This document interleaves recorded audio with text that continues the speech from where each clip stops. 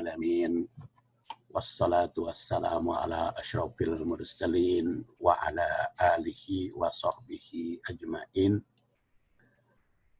Kaum muslimin rahimakumullah, saya ingin membahas hadis riwayat Muslim dari Abu Hurairah tentang memilih yang terbaik. Baik, kita bacakan teks hadisnya seperti biasa termasuk sanadnya. Bismillahirrahmanirrahim. Wa haddatsani Abu Quraibin Muhammad ibnul Ala'i haddatsana Abu Usamah haddatsana Fudail Ibnu Marzuq haddatsani Adi ibnu Sabit an Abi Hazim an Abi Hurairah qala qala Rasulullah sallallahu alaihi wasallam ayyuhan nas innallaha thayyibun la yaqbalu illa thayyiban wa innallaha amaral mu'minin bima amara bihil mursalin faqala ya ayyuhar rusul kulu minat thayyibati wa'malu shalihan inni bima ta'maluna alim. Wa qala ya ayyuhalladzina amanu kulu min thayyibati ma razaqnakum. Summa dzakarur rajul yutilus safar ash'asa akbaro yamuddu yadaihi ilas samai ya rabbi ya rabb wa mat'amuhu haramun wa mashrabuhu haramun wa malbasuhu haramun wa gudiya bil haram fa anna yustajabu lidzalik. Hadis. Kita perhatikan dulu terjemah sekilas. Haddatsani Abu Quraib. Abu Quraib telah menyampaikan hadis padaku. Jadi di sini jelas Imam Muslim bin Hajjaj menerima hadis dari Abu Quraib. Kalau begitu saya langsung saja ke terjemah atau riwayat sanad, sekalian kita menerjemahkan ya. Ada sini Abu Quraib Muhammad ibnul Ala. Jadi saya Muslim bin Hajjaj atau Imam Muslim, penulis kitab Sahih Muslim yang lahir 206 wafat 261 Hijriah, menerima hadis dari gurunya yang bernama Muhammad bin Ala. Muhammad bin Ala bin Quraib, yaitu cucu Quraib. Ini juga punya anak bernama Quraib. Jadi beliau itu Muhammad bin Ala, dia punya anak Quraib dan kakeknya juga Quraib. Sehingga Abu Quraib bin atau Ibnu Quraib. Beliau adalah tabi al-atba. Jadi tabaqat yang keempat. Yang hidup di Kufah, wafat tahun 248 Hijriah. Hadis yang diriwayatkan Muslim dari beliau berjumlah 488 hadis, jadi cukup banyak. Sedangkan penyusun Al-Kutubus Sittah, Bukhari, Muslim, Abu Daud, Tirmidzi, Nasai juga mengutip hadis dari beliau. Sedangkan Imam Bukhari itu sebanyak 54 hadis. Jadi beliau itu termasuk orang yang dapat dipercaya. Haddatsana Abu Usamah, kata beliau menerima hadis dari Abu Usamah karena Abu Usamah sudah menyampaikan hadis kepada kami. Abu Usamah itu bernama Hamad bin Usamah bin Zaid. Sama seperti tadi. Abu Usamah, dia punya anak namanya Usamah. Tapi kakeknya juga, atau ya kakeknya juga Usamah namanya. Jadi dijadikan nama anak. Sebagai atba at-tabi'ain. Kalau tadi mah tabi'ul atba, kalau ini mah atba tabi'ain. Hidup di Kufah, wafat tahun 201 Hijriah. Diriwayatkan dari beliau oleh Muslim sebanyak 246 hadis. Dan oleh Al-Bukhari 180 hadis. Dan diriwayatkan pula oleh ulama hadis yang lain penyusun Al-Kutub As-Sittah. Haddatsana Fudel bin Marzuq. Nah, beliau dikenal dengan nama Abu Abdurrahman. Karena dia punya anak Abdurrahman. Fudel bin Marzuq hidupnya di Kufah, wafat tahun 160 Hijriah. Dan beliau termasuk tabaq atba at-tabi'in. Atba at-tabi'in berarti tabaqat ketiga. Diriwayatkan dari beliau oleh Muslim 2 hadis. Haddatsani Adi bin Sabit. Nah, ini mah tabi'in. Jadi sebagai tabi'in yang hidup di Kufah, wafat tahun 116 Hijriah. Hadisnya diriwayatkan oleh Muslim sebanyak 24 hadis. Al-Bukhari meriwayatkannya 38 dan seluruh kitab penyusun kitab Kutubus Sittah meriwayatkan hadis dari beliau. An Abi Hazim. Abi, Bapak Hazim. Hazim. Nama asli beliau adalah Sulaiman. Jadi Sulaiman. Yang dikenal dengan nama Abu Hazim termasuk tabi'in. Hidupnya di Kufah, wafat tahun 101 Hijriah.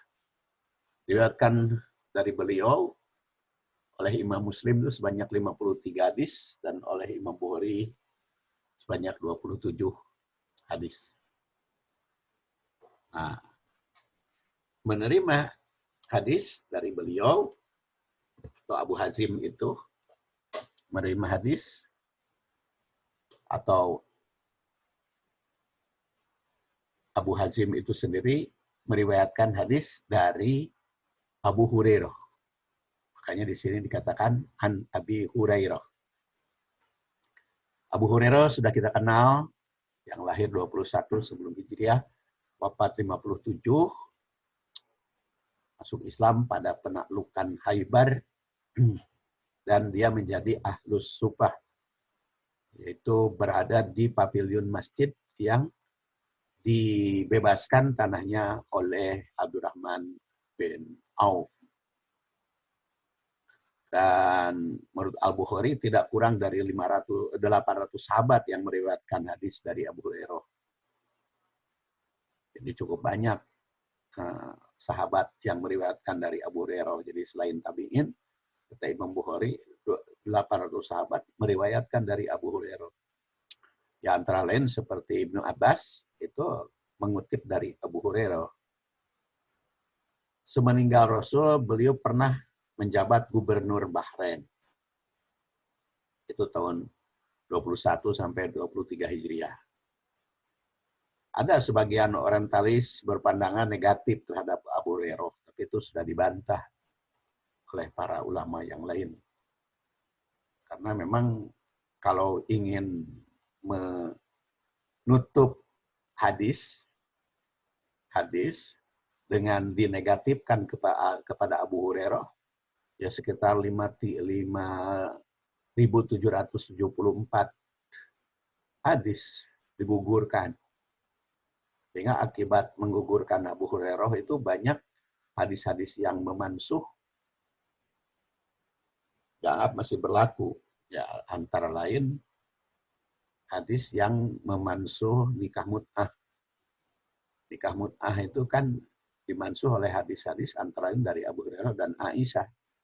Makanya ada kelompok yang menggugurkan atau tidak menerima, tidak percaya kepada Abu Hurairah dan Aisyah, otomatis banyak hadis yang berguguran. Makanya kita harus curiga pada orang-orang yang menjelek-jelekan Abu Hurairah dan Aisyah itu. Karena di zaman Rasul juga kan pernah ada orang yang menjelekkan Siti Aisyah. Karena di zaman Rasul wahyu masih ada, jadi dibela langsung karena turun wahyu. Dan ternyata ayat yang turun membela Aisyah itu oleh mereka yang menjelekkan Aisyah tidak dianggap. Demikian pula yang berkaitan dengan Abu Hurairah. Dan beliau kan Abu Hurairah itu wafat, ada yang mengatakan tahun 57, ada yang mengatakan tahun 59. Bertepatan 679 Masehi. Ya, jadi Abu Hurairah saya terangkan riwayatnya karena yang lainnya sudah tentang Abu Hurairah sudah panjang lebar. Jadi yang diterangkan saat ini sebagiannya lagi ya yang belum saya ungkap pada waktu yang lalu. Kata Abu Hurairah, qala Rasulullah sallallahu alaihi wasallam.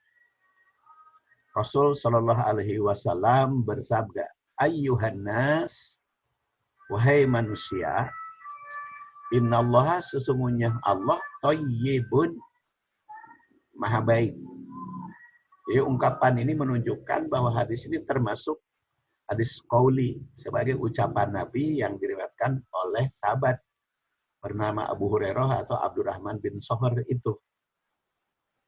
Rasul menandaskan ayuhan nas innallaha thayyibun. Di sini pakai ayuhan nas. Mungkin kalau Anda baca di dalam kitab Al-Arba'in, ya, Al-Arba'in An-Nawawiyah, kan banyak di kita itu para ulama, para penceramah, para pengkaji mengutip hadis itu tidak langsung dari kitab sumbernya, tapi dari kitab jami atau pengumpul, ya antara lain dari Arba'in, yang kadang-kadang tidak dicek bagaimana redaksi aslinya. Atau Riyadhus Shalihin, kan banyak yang meriwayatkan hadis itu disebut riwayat Bukhari Muslim, padahal yang dikutip dari Riyadhus Shalihin. Padahal kalau kita telusuri kitab asli, sering ditemukan perbedaan.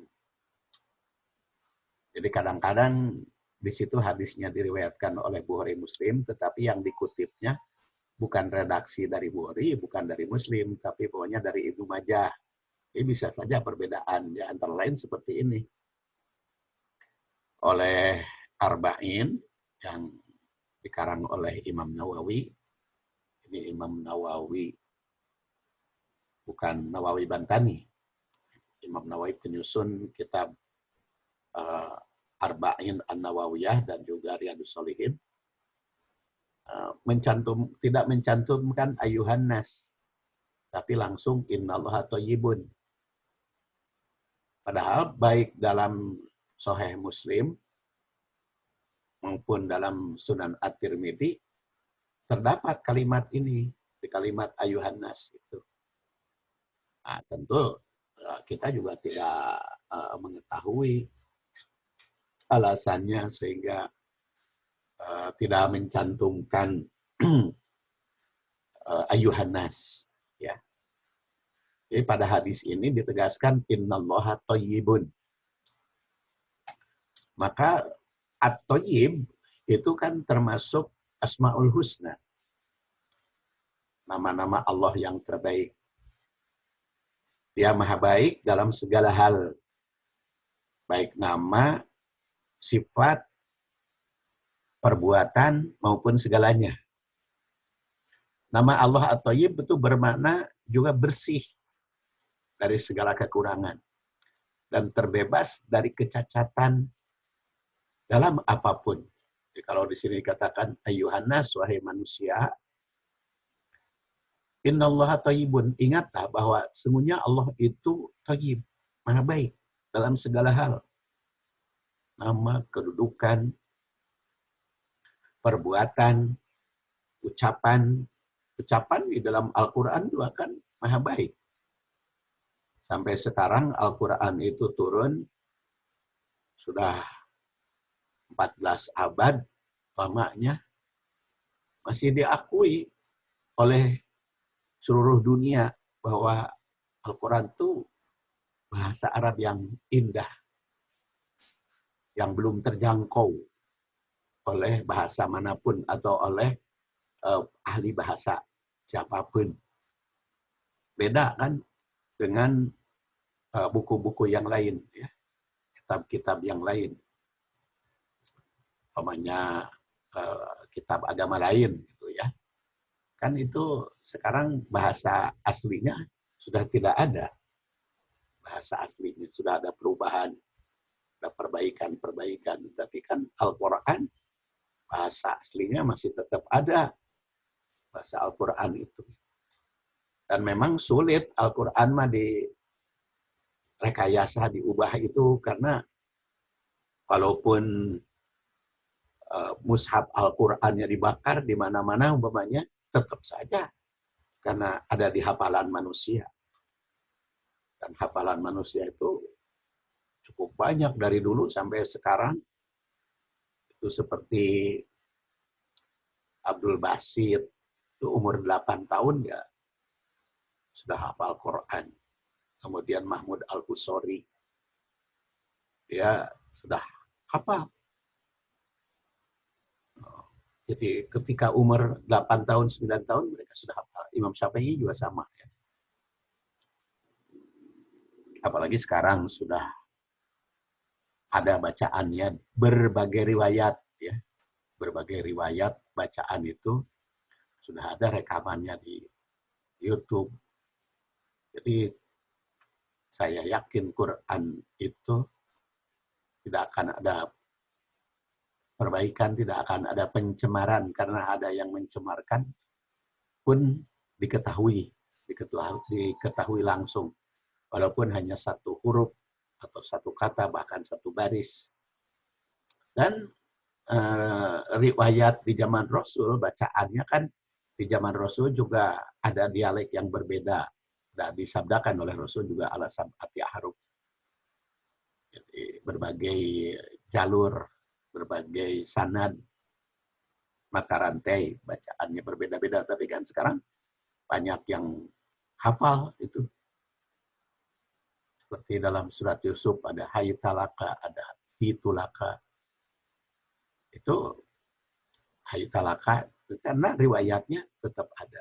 Ini makanya bahasanya pun Allah itu baik. Dan bagaimanapun Quran dibaca di seluruh dunia, bunyinya atau redaksinya sama, itu tidak ada kitab manapun yang mempunyai keunggulan seperti itu. Itu yang perlu disadari oleh masyarakat luar yang meragukan Quran. Tolong dari situ aja sudah meyakinkan kemujizatannya. Hanya di sini dikatakan innallaha thayyibun. Tentunya Allah itu maha baik. Dan termasuk asma Allahnya juga Al-Husna. La yakbalu illa thayyiban. La yakbalu, tidak menerima. Illa, kecuali thayyiban, yang baik-baik. Karena Allah itu maha baik, maka tidak menerima kecuali yang baik-baik. Allah yang maha baik tidak menerima ucap, sikap, maupun perbuatan hamba kecuali yang baik-baik. Makanya kita pun sebagai muslim harus berucap yang baik. Falyakul khairan aw liyasmut, ngomonglah yang baik atau diam. Jadi ngomong yang baik itu diperintah. Kalau tidak ngomong baik, diam. Jadi bukan perintah diam, perintah ngomong yang baik. Karena falyakul khairan.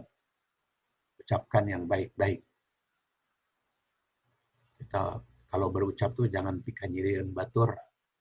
Jangan tidak enak didengar. Bahkan hadis yang pernah saya kutip, ada seorang sahabat bertanya kepada Rasulullah, "Ya Rasulullah, ada seorang wanita baik sekali ibadahnya, sholatnya baik, saumnya rajin, yang sunat-sunat juga. Kemudian zakat dilakukan. Tapi sayang, ucapannya tengenahen, tidak enak didengar oleh tetangga. Jadi ucapannya kurang baik ke tetangga. Bagaimana itu ya Rasulullah?" Rasul menjawab, "Ya benar, orang yang seperti itu calon neraka. Karena ucapan tidak enak didengar oleh manusia." Kemudian sebaliknya, bagaimana orang yang hanya melaksanakan yang wajib-wajib saja, sunatnya tidak begitu banyak, dia melaksanakan sholat yang wajib, zakat, saum yang wajib saja, dia tidak memperbanyak yang sunat-sunat. Tetapi oleh tetangga dianggap baik karena dia tidak pernah berucap yang pikanyerian, yang membuat sakit orang. Ucapannya enak. Bagaimana ya Rasulullah? Kata Rasulullah, "Ya fil jannah." Nah, orang yang seperti itu calon ahli surga. Makanya layak balut thayyiban, tidak menerima kecuali yang baik-baik, termasuk di dalam ucapan, tindakan, amal. Makanya ucapan kepada Allah harus baik, karena ucapan yang baik itu adalah kasajarah thayyibah, bagaikan pohon yang baik. Dan ucapan kepada manusia pun harus baik. Menurut Ibnu Daqiqil Aid yang wafat tahun 703 Hijriah, hadis ini merupakan prinsip hukum Islam. Ibnu Daqiqil itu kan yang menjelaskan hadis arba'in, ya, syarah hadis. Ini merupakan prinsip hukum Islam. Utamanya keharusan infak, keharusan ucap, keharusan tindakan yang baik. Infaknya pun harus yang baik. Jadi jangan sampai yang jelek-jelek. Nah, prinsip itu. Ya. Mungkin kalau infak lebih mah boleh yang kurang manfaat di kita lalu disedekahkan kepada orang yang membutuhkan. Tapi harus yang baik juga, khususnya dalam yang wajib. Adapun makanan, minuman, pakaian, untuk memenuhi kebutuhan lainnya mesti dari yang halal serta yang baik, bersih dari yang subhat. Oleh karena itu, kehalalan dan kebaikan itu merupakan syarat. Bahkan di ujungnya ini disyarat dikabulkan doa. Dan makanan dan pakaian itu yang tidak dihalalkan akan menghambat. Wahab bin Kisan itu mendengar cerita Umar, perkataan At-Thayyib. Kata Umar, perkataan At-Thayyib itu merupakan lawan dari Al-Khabis. Karena di sini dikatakan, "Qul la yastawil khabis wat thayyib." Itu tidak sama. Antara Al-Khabis dan Thayyib itu tidak sama. Walau a'jabaka kasratul khabis, walaupun banyak pengikutnya ucapan-ucapan yang buruk itu. Jadi kan kadang-kadang ucapan tidak baik banyak pengikut, ya. Tapi itu tetap tidak akan sama Ucapan yang jelek itu walaupun banyak pengikut. Walau a'jaba kasratul khabis. Makanya fattaqullah, bertakwalah kepada Allah ya ulil albab, wahai orang yang berakal, la'allakum tuflihun, supaya kalian mendapatkan kebahagiaan. Jangan terpikat oleh ucapan-ucapan yang baik, ya. Ucapan-ucapan yang jelek. Al-Quran dan Sunnah itu sudah pasti ucapan yang baik, sudah pasti berbobot, jangan dikalahkan oleh pandangan atau pendapat manusia. Dalam ayat ini tegaskan bahwa yang baik itu tidak akan sama dengan yang buruk, walaupun banyak. Oleh karena itu setiap mukmin mesti waspada dan hati-hati memilih mana yang baik, mana pula yang buruk. Boleh jadi dalam kenyataan hidup antara yang baik dan yang buruk itu campur aduk. Maka kita seharusnya dipisahkan antara yang baik dan yang buruk itu, karena apalagi kalau sekarang kan ucapan-ucapan tuh banyak ditemukan di dalam berbagai media, ya. Apalagi yang namanya media sosial itu paling mudah dijangkau. Medsos itu bisa menjangkau. Dulu kalau saya ingin mendapat berita banyak, itu sampai langganan koran, berbagai koran dulu itu, di rumah itu beberapa koran.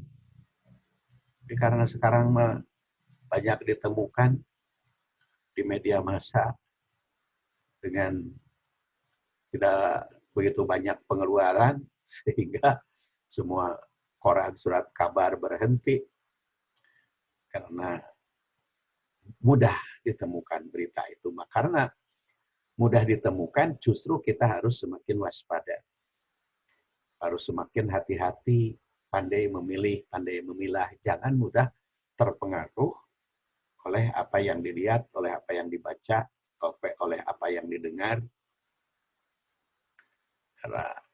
Dan sekarang kan ngeceknya gampang, seperti ngecek hadis, ya.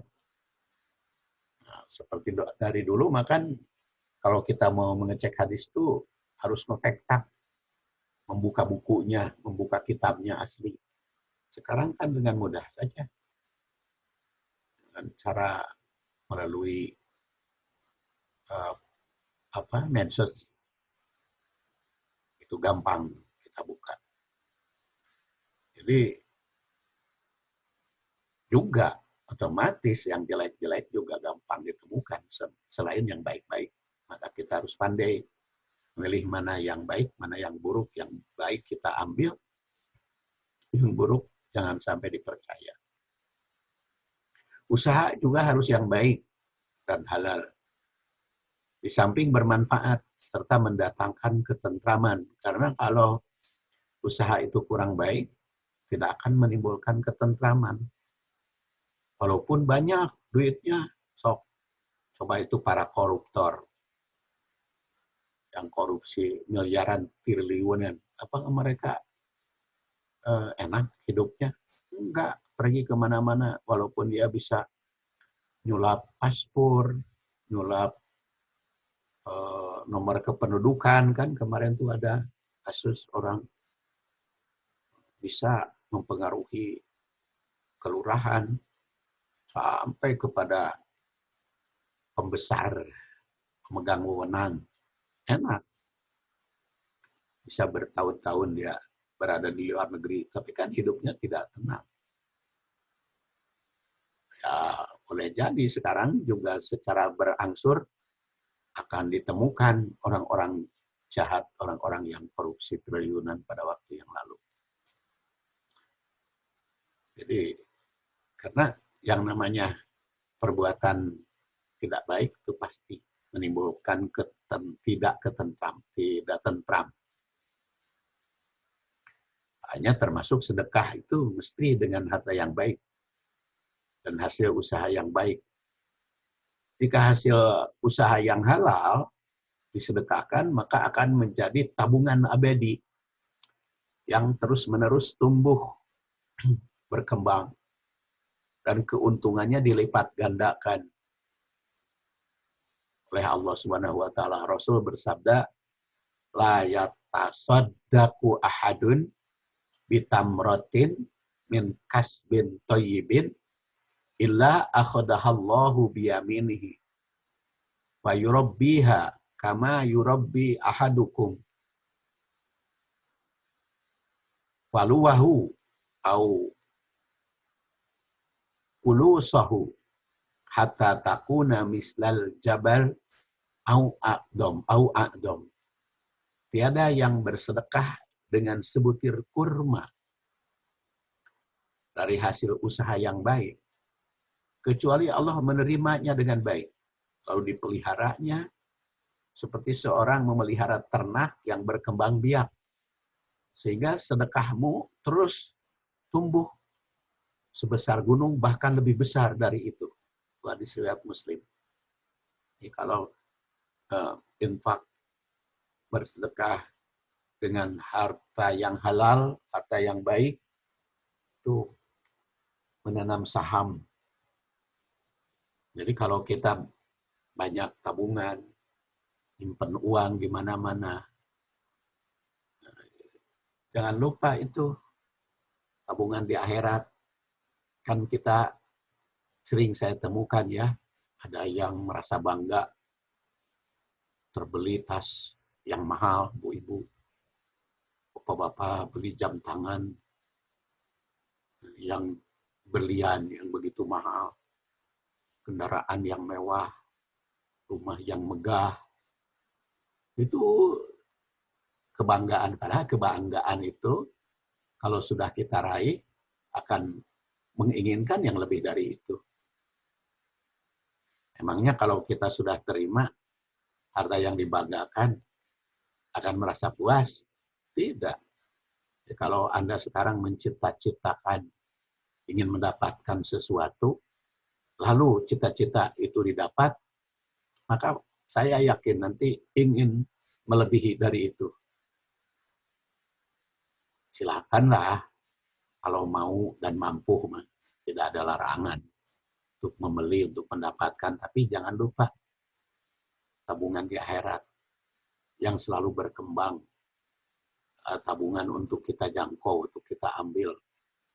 Ya, walaupun tabungan itu kecil, hanya yang lewat, minta duit, ketemu, minta duit, ketok-ketok rumah, cuman menawarkan lap, ketok-ketok rumah, kadang-kadang berapa? Yang kesenian dan sebagainya. Kecil. Kadang-kadang itu kalau bermanfaat bagi mereka, pakai ibadah, kan bakal bermanfaat pula bagi kita. Sebaliknya, apabila sedekah dari hasil usaha yang tidak baik, maka itu akan ditolak. Jadi kalau yang hasil baik akan dilipat gandakan, tapi kalau hasil yang tidak baik akan ditolak. Karena Rasul SAW bersabda, ini kaitan dengan hadis pada Ibnu Umar, ya, diriwayatkan dari Ibnu Umar. La tuqbalu sholatun bi ghairi tahurin wala shadaqatun min gulul. Tidak akan diterima sholat kecuali dengan bersuci. Ibadah sholat kan harus bersuci, berwudu. Wala shadaqatun min gulul. Begitu pula sedekah dari gulul, dari yang tidak baik usahanya, itu tidak akan diterima sebagai sedekah yang dijanjikan seperti hadis riwayat Muslim di sini. Karena akan tertolak. Makanya innallaha thayyibun itu harus kita terapkan di dalam segala aspek kehidupan, baik ucap, tindakan, sikap, perbuatan, ucapan baik kepada keluarga, pada tetangga, utamanya persoalan ayatul khairon berkaitan dengan ketetanggaan itu kan sering menimbulkan persoalan, ya. Hanya innallaha thayyibun itu. Kemudian sabda Rasul, wa innallaha amarul mu'minin bima amaro bihil mursalin. Kita bahas pada kajian berikutnya. Subhanakallahumma wa bihamdik asyhadu an la ilaha illa anta astaghfiruka wa atubu ilaik. Wassalamualaikum warahmatullahi